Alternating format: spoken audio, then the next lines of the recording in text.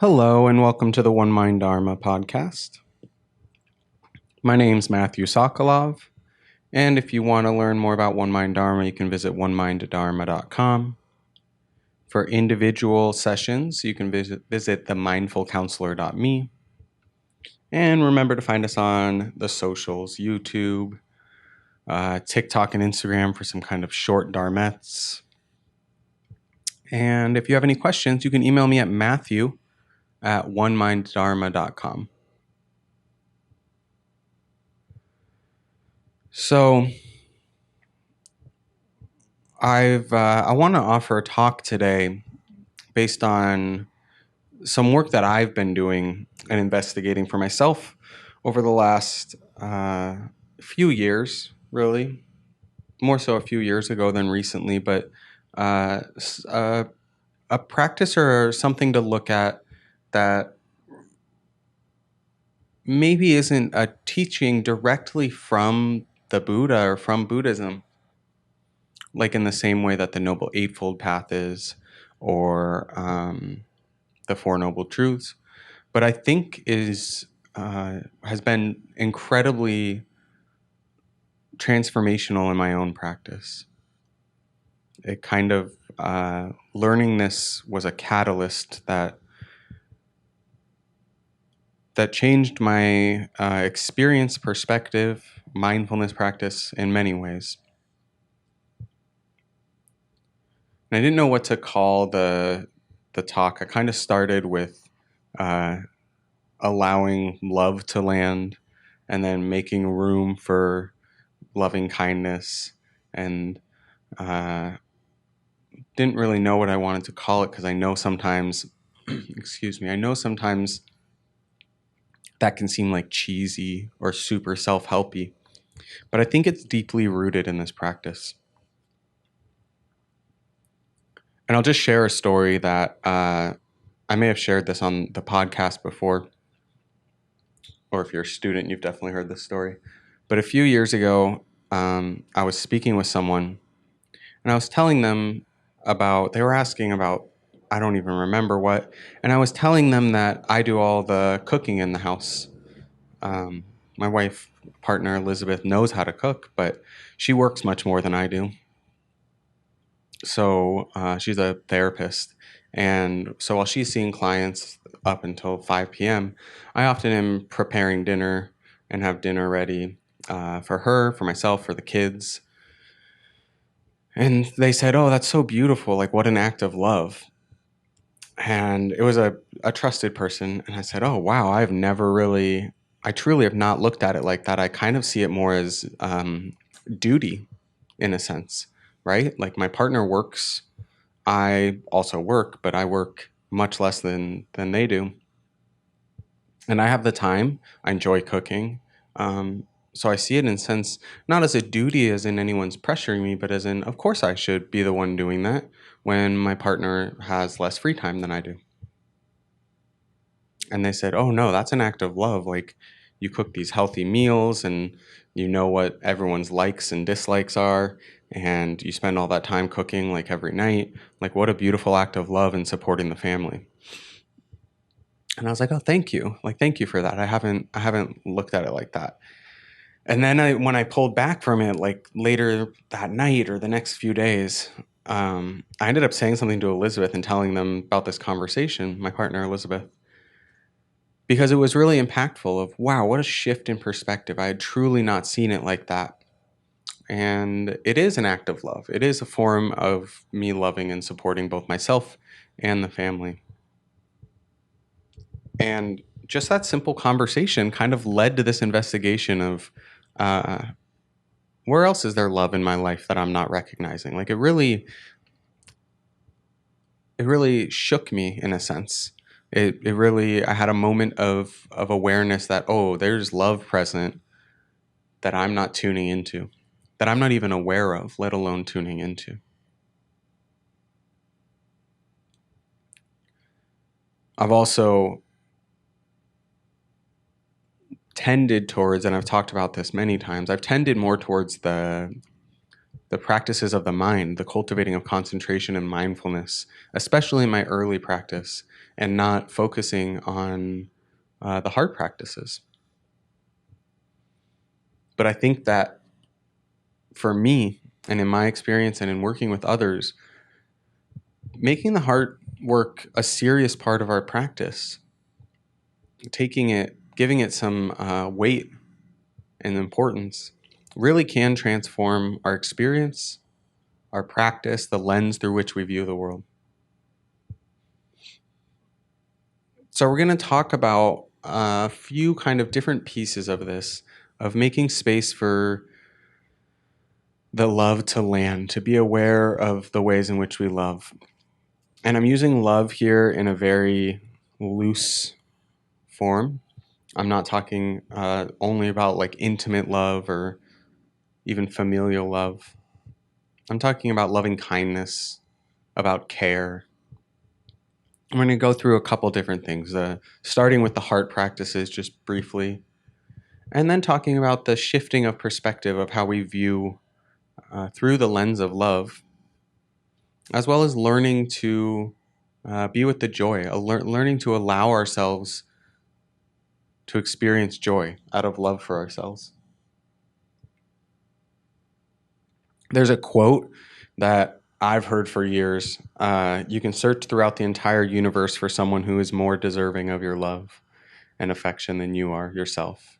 And that person is not to be found anywhere. You yourself, as much as anybody in the entire universe, deserve your love and affection. It's often attributed to the Buddha. It's not. There's a great website. I'll include it in the show notes. It's fake Buddha quotes, I think .com, fakebuddhaquotes.com. Bodhipaksa runs it. And he does an amazing job of kind of digging into where these quotes come from and what their origins are. And in his estimation, the origin of that is actually a quote from the suttas that reads, "Searching all directions with one's awareness, one finds no one dearer than oneself. In the same way, others are dear to themselves. So one should not hurt others if one loves oneself." So it's actually a call to not cause harm to others as a form of loving ourselves, which I think is, in a way, an even better or deeper quote. We can recognize that we are dear to ourselves, other people are dear to themselves, and this kind of connection here to not cause harm. One of the things that happens when we practice with the Brahma Viharas, or heart practices, is we can actually find refuge in these qualities. The same way that we're taught to find refuge in the Buddha, Dharma, and Sangha, we can find some refuge in the Buddha seed of loving kindness. In the Dharma, part of the Dharma path is the heart practices. And we can think about what this word refuge means, right? Like it comes to mind some sort of safe harbor or some sort of safety. And as we practice with the Brahma Viharas, we return to these lenses or affects of loving kindness and compassion and equanimity and joy as a place of safety, a place of comfort, a place of wisdom. In her book on loving kindness, Sharon Salzberg says, "By practicing meditation, we establish love, compassion, sympathetic joy, and equanimity as our homes." And that's been my experience. I've told the story before, but many years ago, probably, 12 years ago now, I wanted to go on a summer retreat at Spirit Rock. And Elizabeth wanted to go as well, my partner, my girlfriend at the time. And I wanted to go on the Insight retreat. I think it's a 10-day Insight meditation retreat in July. And it was led by, I don't remember who, Joseph Goldstein and Brian Lesage and a bunch of teachers I wanted, James Baraz, that I wanted to sit with. But right after or before was a 10-day metta retreat. And I had no interest. I think I was like 21, 22 years old. I had no interest in going to do a 10-day heart practice retreat. And we disagreed about it respectfully, and we flipped a coin to see which retreat we would try to sign up for. And Elizabeth won the coin flip, and we went on the metta. We got in and went on the metta retreat. And we actually went on that retreat that same retreat every year in July. Was kind of like our July vacation every year. We went on the 10-day retreat for, I don't know, 5 or 6 years.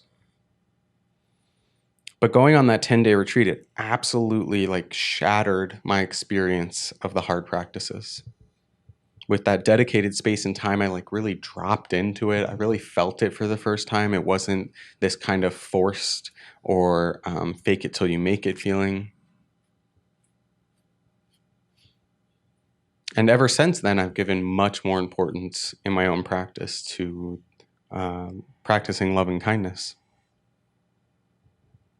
What happens over time as we cultivate these qualities in meditation and off the cushion is kindness becomes the default a little bit more. This gentleness toward ourselves and toward others becomes a little bit more innate, or we move to it a little bit more quickly. I had an experience where I was taking a test in a developmental psychology class at UCLA Extension. And I got the first page. This was after a few years of practice. And I got the first page. I was like, I know all these answers, super easy. And I flipped over to the back of the page, and I read them, and I was like, I don't know any of these things. I have no idea what the answers are. And I could feel my like heart rate increase, my breathing kind of get shallow. You know, that feeling of like, try to keep this podcast from getting an adult rating, but oh shoot, like just that real kind of moment of that. And the next reaction was to kind of take some deep breaths and allow it to be there, that feeling. And the same way with the heart practices, that's what happens. When we begin to experience things that are maybe difficult emotions or difficult experiences, the loving kindness, the gentleness arises more quickly, and we can seek refuge in it. We can find a home in it.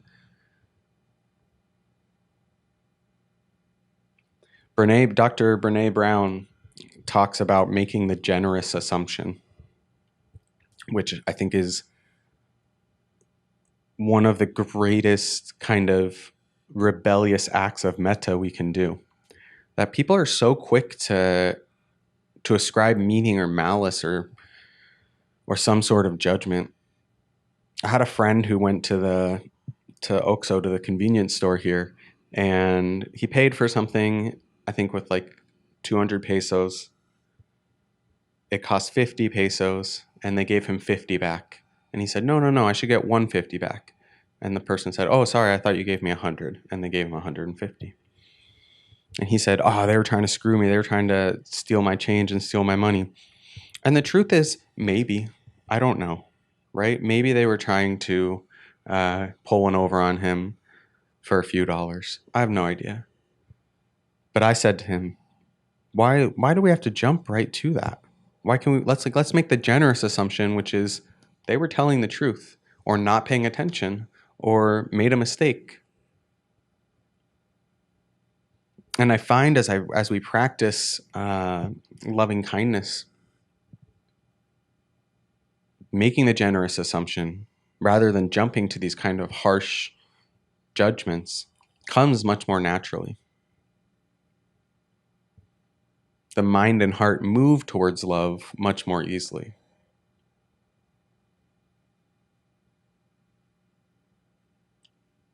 The other day we were driving on the freeway here, and I was driving like 60 miles an hour, cruising. There were not a lot of cars on the freeway at all. And a car where I live, there's The freeway entrances are like nearly non-existent. You basically just kind of sit there until there's a big opening and have to punch it. And some car pulled out in front of me going like, they didn't speed up very fast. And there were like no other cars, not a lot of other cars on the freeway. They could have waited and gone behind me. There were like no cars in sight. They drove super slow. I couldn't even like slam on the brakes. I just kind of swerved. There were no cars next to me. I swerved around them, totally in control, but it was a little bit intense. And I had my kids in the car, and my 5-year-old Eli, he was angry. He was like, "Why did they do that? Did they not see you?" And Elizabeth and I were like, "No, like maybe they didn't, we have no idea what happened." And I said kind of jokingly, because I've had this experience, maybe they have a car full of kids yelling at them, Eli. We don't know, right? Like we don't know what that person's experience was, why they did that. Sure, maybe they were on their phone and being irresponsible and just pulled out. But also maybe we can make a generous assumption. Maybe they completely didn't see me for some other good reason. Either way, jumping to anger is not necessarily the response there, because what's really happening is we all felt scared for a moment. And then we compound that with anger. If we allow ourselves to feel scared for a moment and then find refuge in love, it kind of cuts off that cycle.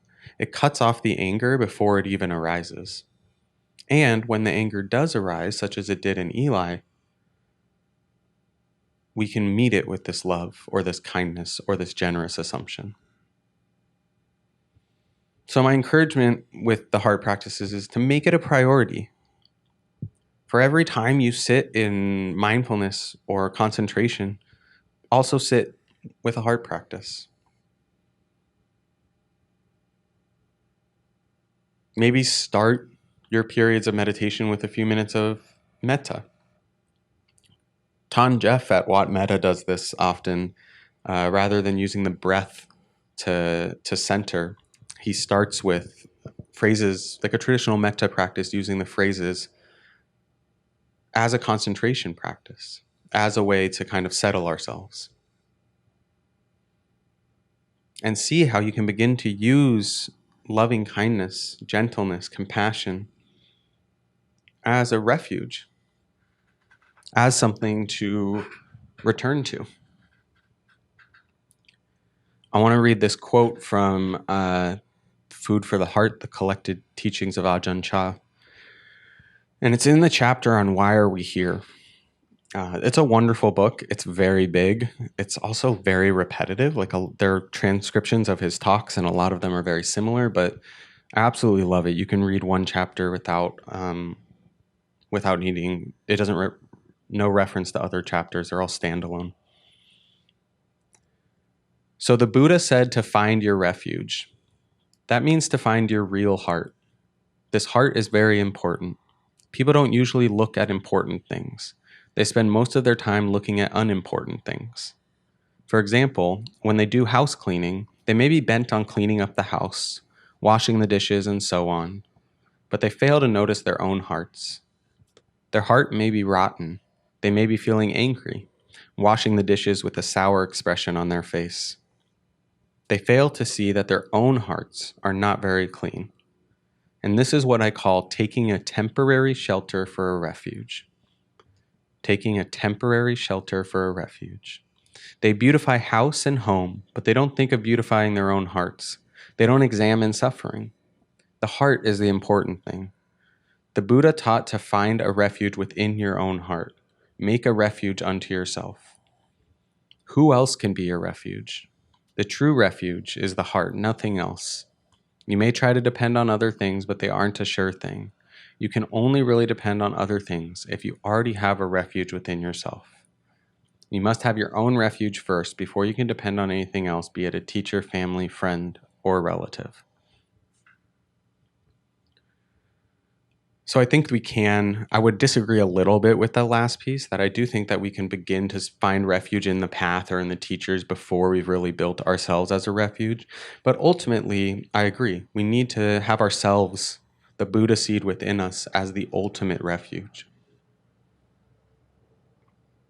I was talking to Lizzie Elizabeth about this, as I often do with my talks, and she said, "That's so weird." She was out snorkeling yesterday, and said I was kind of floating along there with the fish, and thinking about like what a refuge this is for me to be in the sea. We live right on the Mesoamerican reef. There's like tons of fish and sharks and rays and turtles and whatnot. She said, "What a refuge it is to just be here with my head underwater, and there's like no noise, and just um, observing the fish and them sharing their world with me." But she's like, "I had the realization that this is only a refuge to me because of how I am, because I'm able to be present with it, because I'm able to appreciate it, because I'm able to listen to myself when I have some free time and say, I'm going to go snorkeling because I love that and it's fulfilling to me." And it was such a good reflection back of the talk I was preparing, of when we can find refuge in ourselves, this love and this heart within ourselves. It allows us to act out of that love. It allows us to be present out of that love. It allows us to be content. One of the things that I had to do a lot of work on personally was really shifting my perspective or looking at the stories I have about myself.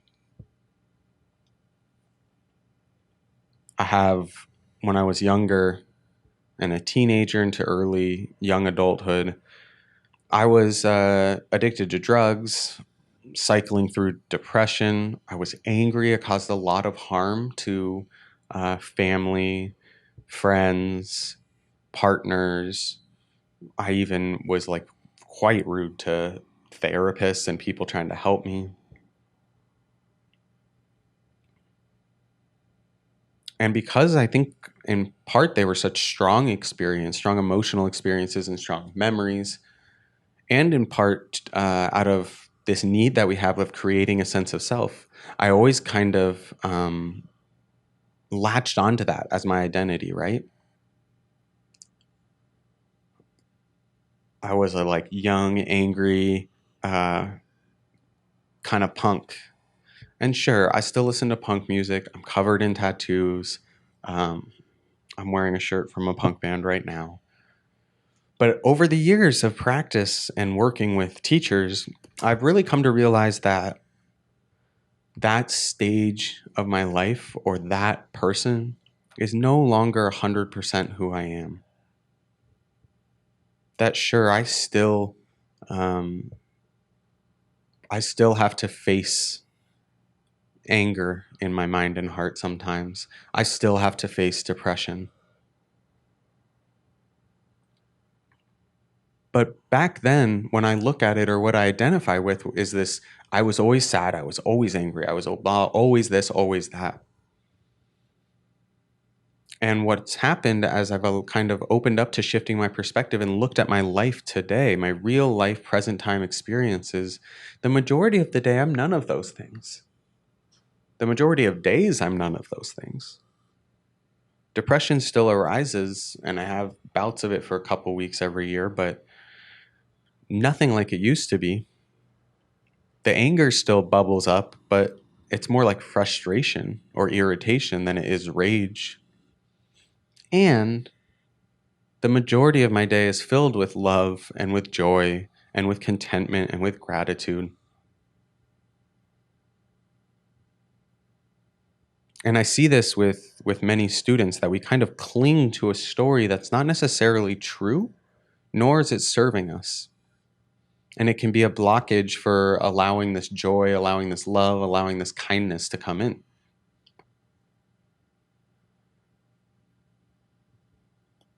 A really like clear example was, this was just a couple months ago. I was talking, Elizabeth and I were talking about this kind of topic, and how I kind of can sometimes fall back into not tuning into the love. I forget to really be aware of and tune into it. And she said, "Yeah, I have such a good example. Can I offer you like a little bit of feedback?" Absolutely. She said, "Often the kids try to show you like affection and you engage, but I don't think you really appreciate it. And I was like, what do you mean? And she gave the example of often like the first thing the kids do in the morning when they wake up, after they wake us up, if we're not already up, is they give us big, like just giant, amazing, they're 5 and 3 years old, just amazing hugs.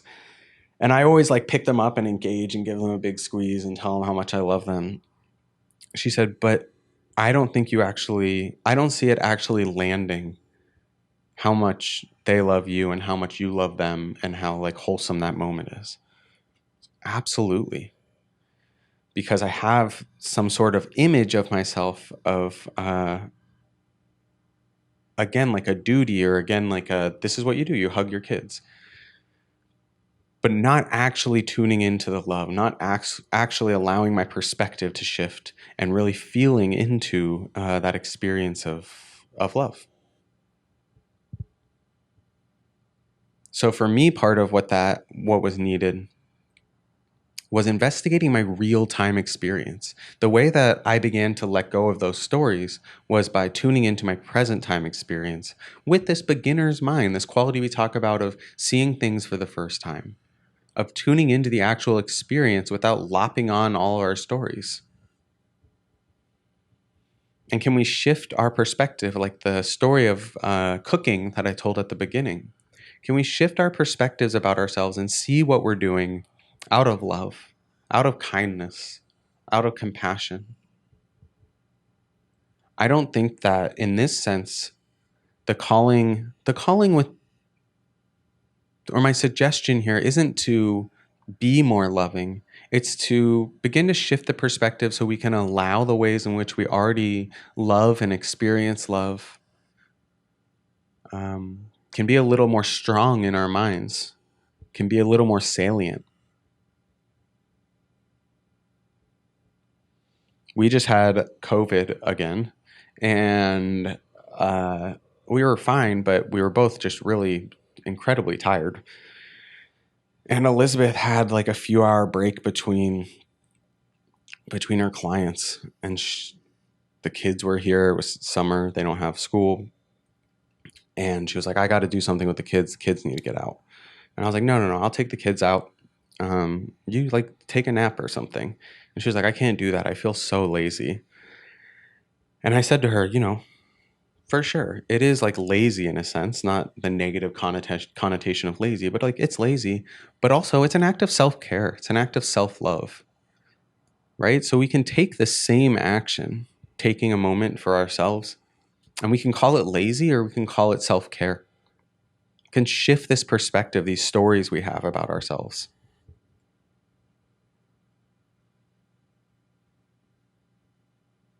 One of the things that I've seen happen with many students is as I often try to point this out. They'll share something about their lives or perhaps their partner, and I'll do exactly what was done to me. Like, oh wow, that's so loving. Like, what a loving thing to do. And they go, oh, and I try to point it out. And I often have people, when it's right, work on this with me.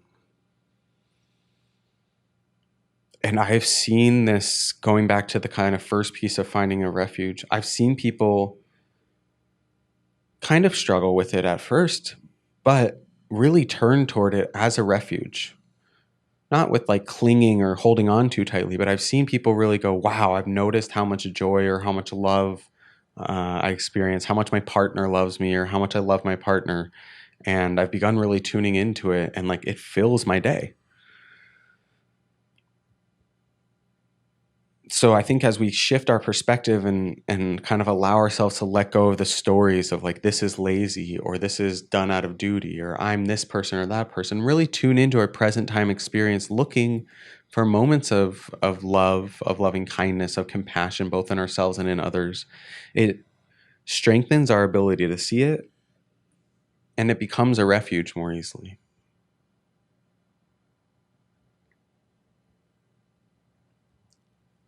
The last piece of this I want to talk about is when we offer meta phrases, one of the phrases we often offer is, may you be happy. And I think I just gave a talk in the last year on happiness versus joy. But one of the kind of things that ties to that is learning to experience and be present for joy. I think as meditators, especially when I was new, we talk so much about suffering, about dukkha. And with good reason, there's a lot of wisdom and liberation to be had in working specifically with dukkha. But nobody for many years, or maybe I missed it, suggested that I work with joy or with contentment or with the ways my life were already the experiences of ease. And Rick Hanson talks about this a lot. I think in Buddha's Brain, he talks about the ratio of kind of unpleasant to pleasant experiences, that the brain gives much more weight naturally to unpleasant experiences because it could mean danger. So on the flip side, it's a calling to really give more weight to the moments of joy. If we're wishing well for ourselves or somebody else, if we're opening the heart with loving kindness, one of the things we're wishing for is joy. So we can actually use that as an actionable step by really trying to appreciate the joy, right? Mudita. Appreciating the joy both in our own lives and in others. And what happens is as we really recognize the joy or the love, we give it more importance and we see it more often. It becomes much, much easier to see.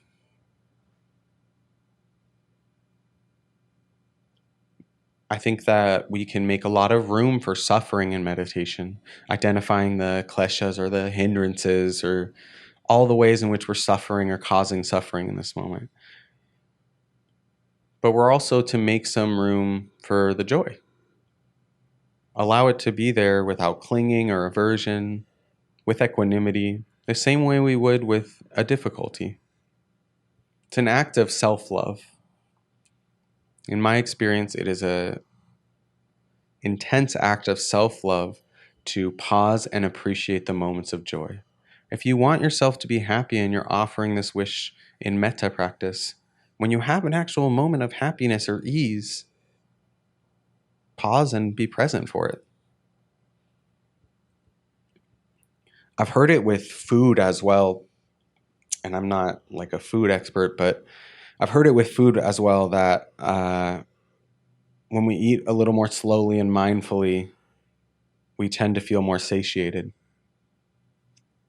Versus when we eat fast and just kind of shovel food into our mouth, we don't feel as satiated because the brain's like not registering that we're eating, perhaps, in the same way. And that's kind of the same principle with joy. When we pause and really experience the moments of joy, of love, of contentment, of ease, of safety, it's a little bit more fulfilling.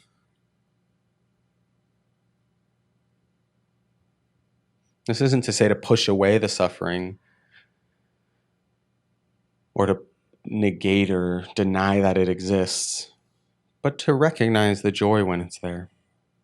In fact, working with suffering and working with our reactions and responses can actually free ourselves up to experience more joy. In Resilient, Rick Hanson says, "It might seem that there is no pleasure to be had in a pain-filled life. But if you can accept the fact of the pain, drawing on mindfulness, self-compassion, and other inner resources to help you bear it, that will make room for the pleasure. Your attention will not be so caught up in resistance to pain, and you'll be free to recognize and enjoy everything else." And I think that's what happens a little bit in general, and going back to the kind of stories we have about ourselves, is we get so kind of contracted around the suffering that we don't have kind of the free attention or awareness to actually notice the moments of joy in the same way. In the heart of the Buddha's teachings, which I have sitting right here, I should open and actually quote it, but I'm not going to. The Thich Nhat Hanh talks about how we only have a limited amount of kind of mental or heart energy on any given day, like a battery. And when we're spending it all kind of hating or resisting things or fighting with reality, It's less room we have to love, to act with kindness, to act with mindfulness. When our attention's kind of fixated on those things, it tires us out. So, for sure, we can work on responding with gentleness, responding with non judgment to our minds, responding with wisdom. And this actually allows us to experience the joy. On the other hand, I found when we kind of tune into the joy a little bit more, it can keep us from getting caught in those things as we suddenly don't have quite as much energy to spend on trying to fight with reality.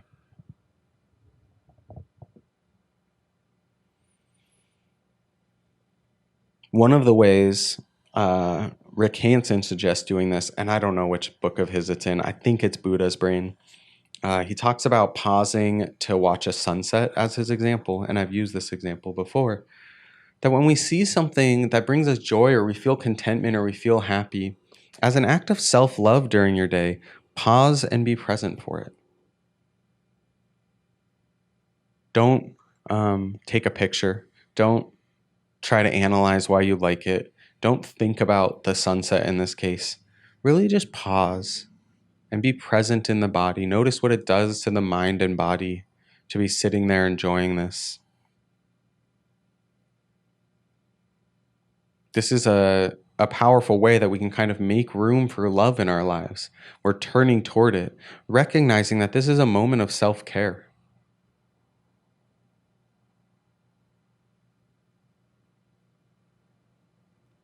I do this every Monday and Wednesday in the early afternoon. I take one of my kids out for just the two of us. They call them dada dates. And we like go do something silly, right? Like sometimes with the older one, I go to the skate park. We went and got donuts last week. And with the other one, we went to like a trampoline park or we go to the playground. And I've really learned to be super present for it.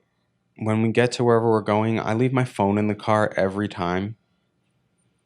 I don't take photos. I don't sit there and just kind of watch them play. I really engage with them. And it's so fulfilling. And I see it as an act of love in general. I don't think that in this case we need to separate out who it's love for. It's just an act of love, right? It's tuning into this joy. It's an act of self-love in that I'm appreciating my own joy. It's an act of love for my child in that I'm showing up wholeheartedly for them. It's an act of love for me in that I'm allowing the love and joy to land with my child. And so we can, as we kind of take these steps of working on the heart practices and finding refuge or solace in the heart practices, as we are willing to shift our perspectives and see things in a new light. So not seeing things just as a duty or not seeing things as we're doing them out of fear, but seeing the little things as acts of love, as uncomfortable as it makes us.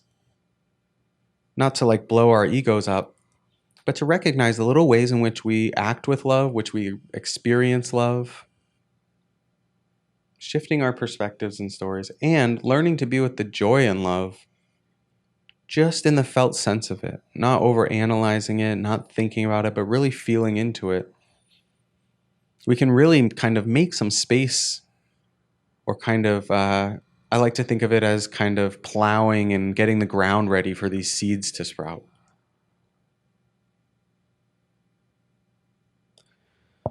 So I suggest that, or my recommendation is to try to see when love and joy are present in your life, on and off the cushion. See it in meditation practice. See it in your daily life. The little ways in which you love others, you love yourself, people love you, even people love others. You might try the practice that I've heard has been suggested to me of looking at yourself through like the loving eyes of somebody else. So let's say every morning you wake up and make coffee for yourself or tea for yourself and your partner or roommate.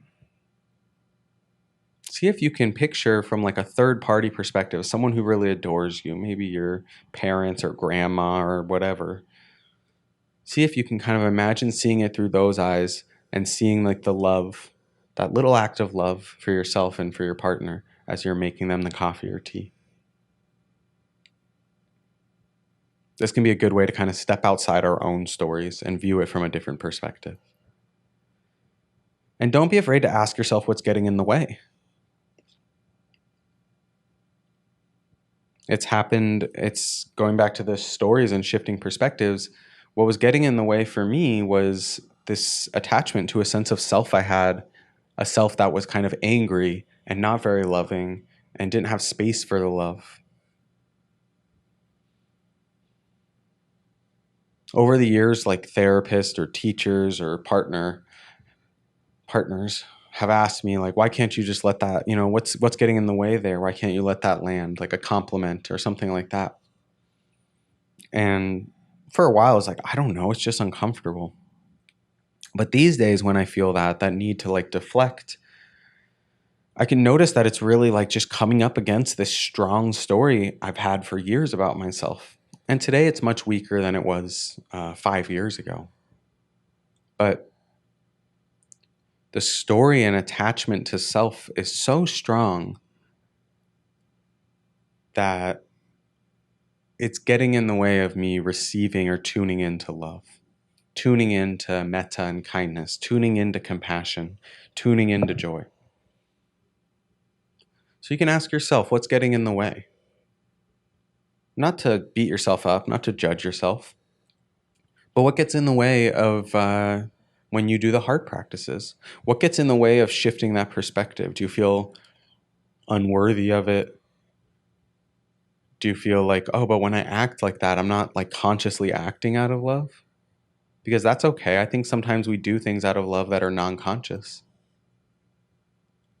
Do you feel unworthy? Do you feel like you're not acting out of it? There could be any number of other things. Do you feel vulnerable? And to make room for the joy and love in your life, to really give it some importance, both on and off the cushion. In meditation, to recognize when the mind and heart are at ease, when we're responding with gentleness.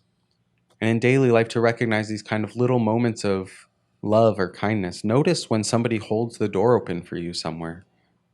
I'm like, oh, that was kind. Notice when you hold the door open for somebody else. Because part of that may feel like it's just kind of a social norm that, I should do it. That's what you're supposed to do. But it's an act of kindness, an act from the heart. And as we do these things, I found we're able to make space for the love in our lives. We're able to kind of prepare the earth for these seeds to be planted.